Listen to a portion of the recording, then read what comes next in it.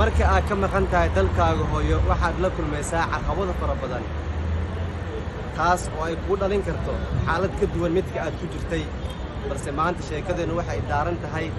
qaar ka mid ah timjarayaasha ku yaalla magaalada Istanbul ee dalka Turkiga oo ay ka jartaan Soomaali aad u fara badan haddaba qaar ka mid ah dhalinyarada halkan ku jirto ayaan wax ka weydiin doonaa sidii ay halkan ugu jartaan in timaha la jarto waa qayb ka mid ah soo saarista quruxda dhalinyaro badan ayaana qaabab kala duwan u jarta timaha qaarkood ayaa timaha mariya daabo kalar ah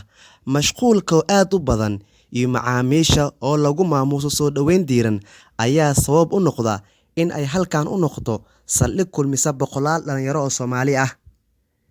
dhalinyarada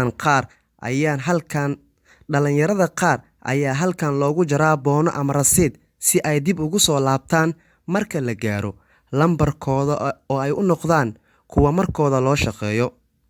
haddaba qaar ka mid ah dhalinyarada halkan ku xiran ayaan kala sheekaystay sida ay ula macaamilaan dhalinyarada halkan ka shaqeysa iyo sida ay ugu qanacsan yihiin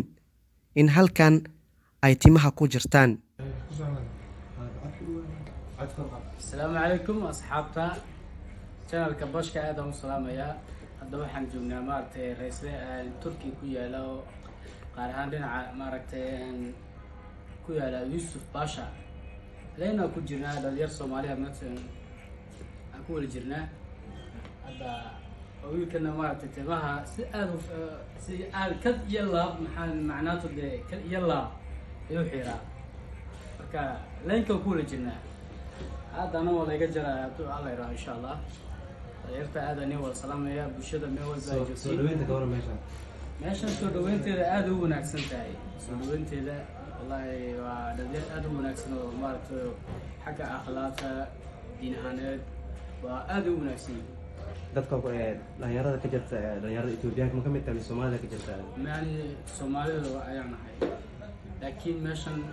magacayga Itoobiyaan waaye laakiin Soomaaliya ka shaqeysa